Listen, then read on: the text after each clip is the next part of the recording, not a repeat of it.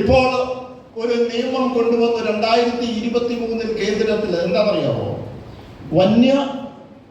നമ്മുടെ വനസംരക്ഷണ ഭേദഗതി bill, forest conservation അമെൻമെന്റ് bill 2023 കൊണ്ടുവന്നു. എന്തിനാണ് അത് കൊണ്ടുവന്നത്? കുറച്ച് സൗകര്യങ്ങൾ കർഷകർക്ക് കൊടുത്തു. ഫോറസ്റ്റുമായി ബന്ധപ്പെട്ട് ചിലപ്പോൾ ഒരു വികസനം നടത്തുമ്പോൾ തടസ്സപ്പെടുത്തുന്ന റോഡായിരിക്കാം, അതിലേ പോകുമ്പോൾ തമിഴ്നായിരിക്കില്ല. അപ്പോൾ അത് നമ്മുടെ സമൂഹത്തിന് ആവശ്യമാണ് എന്ന് പറഞ്ഞാൽ ചിലപ്പോൾ റെയിൽവേ ലൈൻ ആയിരിക്കും, അത് കൊടുക്കാം എന്നുള്ള തീരുമാനമാണ്. ഉടനെ തന്നെ എന്ത് ചെയ്തു? നമ്മുടെ IFS വിരമിച്ച ഉദ്യോഗസ്ഥരുണ്ട്, അത് ദേശീയ തലത്തിലുള്ള തീരുമാനമാണ്. അവർ നേരെ കോടതിയിലേക്ക് പോയി. എവിടെ പോയി? സുപ്രീം കോടതിയിൽ പോയി. സുപ്രീം കോടതി പറഞ്ഞത് വനത്തിനെ നശിപ്പിക്കുമെന്ന്. ആരാ പോയത്? അത് IFS ഓഫീസേഴ്സാണ്.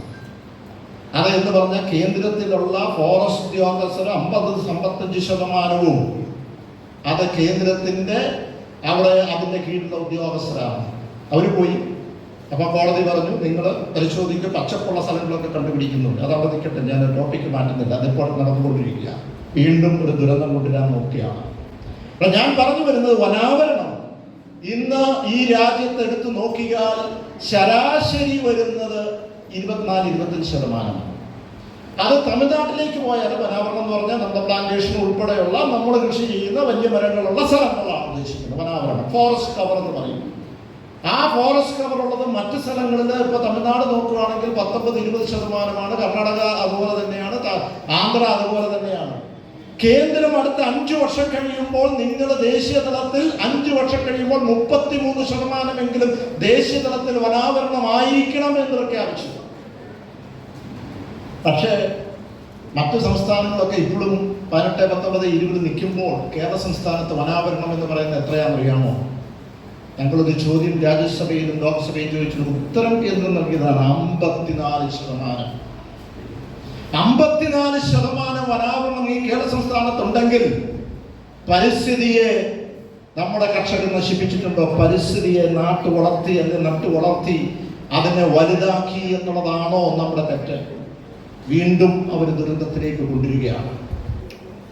അപ്പോൾ പരിസ്ഥിതിയെ സംരക്ഷിക്കുന്നു. ഏറ്റവും കൂടുതൽ വനമുള്ളത് ഇവിടെയാണ്, ഏറ്റവും വനാവരണമുള്ളത് ഇവിടെയാണ്, ഏറ്റവും കൂടുതൽ കൃഷിയുമായി ബന്ധപ്പെട്ട ദുരന്തം നേരിടുന്നത് ഇവിടെയാണ്. അപ്പോൾ അങ്ങനെ വരുന്നൊരു സാഹചര്യത്തിൽ നമുക്കറിയാം, ഇപ്പോൾ വന്യമൃഗവുമായി ബന്ധപ്പെട്ട് ഈ ദുരന്തം നേരത്തെ ഉണ്ടായിരുന്നു. പക്ഷേ ഇപ്പോൾ അത് വളരെ രൂക്ഷമായി മാറിയിരിക്കുന്നത്, ദുരന്തമായിരിക്കുന്നത്. എന്താണ്? വന്യമൃഗം ഇത്രമാത്രം കേരള സംസ്ഥാനത്ത് വരികയും ഇങ്ങനൊരു ദുരന്തം ഉണ്ടാകുകയും ചെയ്യുന്നതിന്റെ കാരണം വന്യമൃഗം അതിന്റെ സെൻസസ് എടുത്ത് നോക്കിയാൽ അത് പെരുകി വളർന്നിരിക്കുന്നു എന്നതാണ്. അതിനെ കൺട്രോൾ ചെയ്യാൻ, ബർത്ത് കൺട്രോൾ ചെയ്യാൻ, ജനനം കൺട്രോൾ ചെയ്യുവാനായിട്ട് ഒരു നടപടിയും ഈ രാജ്യത്ത് ഒരിടത്തുമില്ല. 1972 ഒരു വന്യമൃഗ സംരക്ഷണ ബില്ല് കൊണ്ടുവന്നു. ആ ബില്ല് കേന്ദ്രത്തിന്റെ ബില്ലാണ്. ആ കേന്ദ്രത്തിന്റെ ബില്ലിൽ ആ ബില്ല് പ്രകാരം എന്താണ്? ഇവിടെയുള്ള നാട്ടുകാര് കാട്ടിൽ പോയി വന്യമൃഗത്തിനെയോ അല്ലെങ്കിൽ വനത്തിനെ നശിപ്പിക്കരുത്, അതാണ് ഉദ്ദേശം. ആ ബില്ല് കൊണ്ടുവന്നു. പണ്ട് കാലത്തൊക്കെ ചിലപ്പോൾ കാട്ടിലേക്ക് പോയി മൃഗങ്ങളെയൊക്കെ കൊലപ്പെടുത്തുകയും കൃഷി അല്ലെങ്കിൽ അവിടുത്തെ വനത്തിനെ നഷ്ടപ്പെടുത്തുകയും നശിപ്പിക്കുകയും ചെയ്തിരുന്ന ഘട്ടം ചിലപ്പുണ്ടായിരുന്നേക്കാം രാജ്യത്ത്. അപ്പോൾ ആ ബില്ല് കൊണ്ടുവന്നു. പക്ഷേ 50 വർഷം കഴിഞ്ഞു, കാലഘട്ടം കഴിഞ്ഞു, കാലാവസ്ഥ മാറി, ഇതെല്ലാം മാറിയപ്പോഴും ഈ നിയമം ഇങ്ങനെ നിൽക്കുന്നു. അന്ന് ആ നിയമം കൊണ്ടുവന്നപ്പോൾ ഒരിക്കലും അധികാരികൾ അവിടെ ചിന്തിച്ചില്ല, അത് ഡിഫൈൻ ചെയ്തില്ല. വന്യമൃഗം പുറത്തേക്ക് വന്നു കഴിഞ്ഞാൽ എന്ത് വേണം എന്നുള്ളതാണ്. വന്യമൃഗം പുറത്തേക്ക് വന്നു കഴിഞ്ഞാലും വന്യമൃഗത്തിന്റെ സംരക്ഷണം ആ നിയമം ബാധകമായിട്ട് നിൽക്കുകയാണ്. പക്ഷെ ആ നിയമത്തിനൊരു കാര്യം പറയുന്നുണ്ട്, അക്രമകാരികളായ വന്യമൃഗം പുറത്തേക്ക് വരുമ്പോൾ അവിടെ ആ വന്യമൃഗം അക്രമകാരികളാണ്, സ്വയം രക്ഷയ്ക്ക് വേണ്ടി കൊലപ്പെടുത്താം എന്ന് തന്നെ പറഞ്ഞിട്ടുണ്ട്. പക്ഷെ എന്തുകൊണ്ട് നമ്മൾ അത് ഉപയോഗിക്കുന്നില്ല എന്നുള്ളത്, എന്തുകൊണ്ട് അത് ഫോറസ്റ്റ് ഉദ്യോഗസ്ഥർ അത് ജനങ്ങളെ സംരക്ഷിക്കാൻ ഉപയോഗിക്കുന്നില്ല? മന്ത്രിയിരിപ്പുണ്ട്, നമുക്കറിയാം ചില കാര്യങ്ങൾ അത് നമുക്ക് കേന്ദ്രം ചെയ്യേണ്ടതാണ്. അതിന് വ്യക്തമായ അതിന്റെ നിർദ്ദേശങ്ങൾ ഞാൻ സൂചിപ്പിച്ചു. 55ഓളം വരുന്ന ഈ പറയുന്ന കേന്ദ്ര ഉദ്യോഗസ്ഥരാണ് ഏറ്റവും പ്രധാനമായി തലപ്പത്തിരിക്കുന്നത്. ഇപ്പോൾ പരാതി കൊടുത്തിരിക്കുന്നതും വിരമിച്ചവരാണ്. അപ്പോൾ അങ്ങനെ പറഞ്ഞിട്ടുണ്ടെങ്കിലും നമുക്ക് പുറത്തേക്ക് വരുമ്പോൾ കൊലപ്പെടുത്താൻ കഴിയുന്നില്ല. അവിടെ നമ്മുടെ സ്വരക്ഷയ്ക്ക് വേണ്ടി IPC പോലും നമുക്ക് സംരക്ഷണമുണ്ട്. ഒരു കള്ളൻ നമ്മുടെ വീട്ടിൽ കയറി കഴിഞ്ഞാൽ നമ്മളെ കൊലപ്പെടുത്താൻ നോക്കി നമ്മൾ കൊന്നാൽ പോലും നമ്മുടെ നിയമത്തിന് മുമ്പ് പരീക്ഷയുണ്ട്. പക്ഷെ ഇവിടെ വരുന്നില്ല.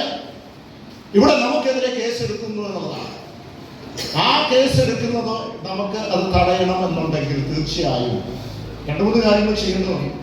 ഒന്ന്, നമുക്കറിയാവുന്നതുപോലെ ഇതിൽ ഒരു ഭേദഗതി വരുന്നു. കൃത്യമായി വിവിഡായിട്ട് ക്ലിയർ ആയിട്ട് അതിനകത്ത് ഈ അക്രമകാരികളായ ഏത് മൃഗം വന്നാലും അതിന് വെടിവെക്കുവാനുള്ള അധികാരം അത് കൊടുക്കണം, ഉദ്യോഗസ്ഥർക്ക് കൊടുക്കണം. പക്ഷെ ഞാൻ അവിടെ ഒരു കാര്യം, കഴിഞ്ഞ ദിവസം MP മാരുടെ കോൺഫറൻസ് ഉണ്ടായിരുന്നു, മന്ത്രി അവിടെ ഉണ്ടായിരുന്നു. അപ്പോൾ ഞാൻ മുഖ്യമന്ത്രിയോട് പറഞ്ഞു, അവിടെ ഒരു നിയമ ഭേദഗതി ഇമ്മീഡിയറ്റ് ആയിട്ട് ചെയ്യുന്നത് അത് വൈൽഡ് ലൈഫ് വാർഡിന് മാത്രം കൊടുത്താൽ പോരാ. അത് കൊടുത്തിട്ടുണ്ട്. ഷെഡ്യൂൾ 1-ലുള്ള മൃഗങ്ങൾ എന്ന് പറഞ്ഞ ആത്മാ സ്ഥിരമായിട്ട് ശല്യമുള്ള ഇതെല്ലാം ഷെഡ്യൂൾ 1-ലാണ്. ആ ഷെഡ്യൂൾ 1-ലുള്ള മൃഗങ്ങളെ കൊല്ലപ്പെടുത്തണമെന്നുണ്ടെങ്കിൽ അത് വൈൽഡ് ലൈഫ് വാർഡൻ വരണം. അല്ലെങ്കിൽ അദ്ദേഹം വന്ന് തീരുമാനമെടുക്കണം, ഇത് അക്രമകാരിയാണ്, ഇതിങ്ങനെ. അത് പറയുമ്പോൾ തന്നെ സമയം കഴിയും, നമുക്ക് ഉണ്ടാകാവുന്ന എല്ലാ നാശനഷ്ടം ഉണ്ടാകുകയും ചെയ്യും. പക്ഷെ അത് മാത്രം പോരാ, ഇത് നമ്മുടെ ഡിസ്ട്രിക്ട് മജിസ്ട്രേറ്റ്, ആ ഡിസ്ട്രിക്ട് മജിസ്ട്രേറ്റ് എന്ന് പറയുന്നത് ആരാണ്? കളക്ടറാണ്. ഒരു ഡിസ്ട്രിക്ട് മജിസ്ട്രേറ്റ് എന്ന് പറയുന്നത് ഇവിടെയുള്ള മന്ത്രിയെക്കാരും MLA-മാരും MP-ക്കാരും ഡിസ്ട്രിക്ട് മജിസ്ട്രേറ്റ് എന്നുള്ള ആ വ്യക്തിക്ക് അധികാരമുണ്ട്. പക്ഷെ ഇപ്പോഴത്തെ നിയമം വെച്ചിട്ട് വെടിവെക്കാൻ കഴിയില്ല, ഓർഡർ ഇടാൻ കഴിയില്ല. അവിടെ കോട്ടയത്ത് നിന്ന് നടന്നു, കടമന എന്ന് പറയുന്ന ഒരു പഞ്ചായത്ത് കാട്ടുപോത്ത് വന്ന് 2 പേരെ കൊലപ്പെടുത്തി ഡിസ്ട്രിക്ട് മജിസ്ട്രേറ്റ് ഓർഡർ ഇട്ടു. പക്ഷേ പോലീസിനും അതോടൊപ്പം ഫോറസ്റ്റ് ഓഫീസിനും പറ്റില്ല, നിയമപ്രകാരം ഞങ്ങൾ ചെയ്യാൻ പറ്റില്ല. അതിങ്ങനെ റോം ചെയ്ത് നാശനഷ്ടം നടത്തി ഇങ്ങ് പോയി. ഒരു നിയമഭേദഗതി നടത്തിയേ പറ്റൂ. അപ്പോൾ നമ്മൾക്ക് അത് കൂടാതെ നമുക്കറിയാം, ഇന്ന് ഉദ്യോഗസ്ഥരെ ഈ പറയുന്ന ഫോറസ്റ്റ് ഉദ്യോഗസ്ഥരെ വിളിച്ചു വരുത്തി അവർക്ക് എന്ത് ചെയ്യാൻ കഴിയും? ആകപ്പാടെയുള്ള ഫോറസ്റ്റ് സ്റ്റേഷൻസ് എടുത്ത് നോക്കിക്കഴിഞ്ഞാൽ 10-400 കണക്കാണ്. എവിടെ ആകപ്പാടെ ഉദ്യോഗസ്ഥരെടുത്ത് നോക്കിയാൽ എല്ലാവരും എടുത്ത് 17,000 കാണും. പക്ഷേ നമ്മുടെ ഈ പ്രദേശത്ത് അവർക്ക് സംരക്ഷണം കൊടുക്കാനാണ് ജനങ്ങൾക്ക് എടുക്കാൻ കഴിയുമോ? അപ്പോൾ ഞാൻ അങ്ങോട്ട് മുന്നോട്ട് വെച്ചത് അവിടെ പ്രധാനമായും ആരും പറയാത്തൊരു കാര്യം, വന്യമൃഗം പുറത്തേക്ക് വരുമ്പോൾ ജനങ്ങളെ സംരക്ഷിക്കുവാനും അതോടൊപ്പം തന്നെ ആവശ്യമെങ്കിൽ വെടിവെക്കുവാനായിട്ടുള്ള മിനിമം പോലീസിനെ ജില്ലാ മേധാവിക്കെങ്കിലും കൊടുക്കാനുള്ള ഒരു നിയമ ഭേദഗതി സർക്കാർ നടത്താൻ പറ്റുമോ? ഇല്ലെങ്കിൽ കേന്ദ്രവുമായി ബന്ധപ്പെട്ട നടപടിയിലേക്ക് പോകേണ്ടതുണ്ട്.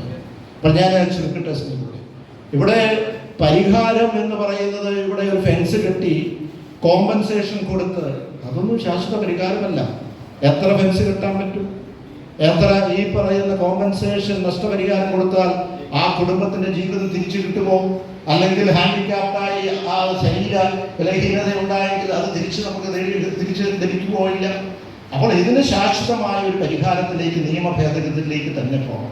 ഞങ്ങളൊക്കെ പാർലമെന്റിനകത്തും പുറത്തും നിരന്തരമായി കഴിഞ്ഞ 7 വർഷക്കാലമായി ഞാൻ പറയട്ടെ, ഇതിനു വേണ്ടിയിട്ടുള്ള എത്രയോ പ്രാവശ്യം സബ്മിഷൻ കൊണ്ടുപോകുന്നു.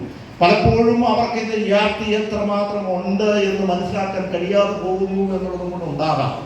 പക്ഷെ ഇവിടെ പറഞ്ഞതുപോലെ അവർക്ക് കൊടുത്തിരിക്കുന്ന നിയമം, ഫോറസ്റ്റേഴ്സ് കൊടുത്തിരിക്കുന്നത് വന്യമൃഗങ്ങളെ സംരക്ഷിക്കാൻ.